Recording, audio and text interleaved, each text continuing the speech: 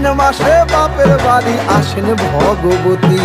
আশ্বিন মাসে বাপের বাড়ি আসেন ভগবতী। বলো গৌরী এলো দেখে জানো, গৌরী এলো দেখে জানো, গৌরী এলো দেখে জানো, গৌরী এলো দেখে জানো। ভবের ভবানী আমার ভবন করিল আলো। গৌরী এলো দেখে জানো, গৌরী এলো দেখে জানো।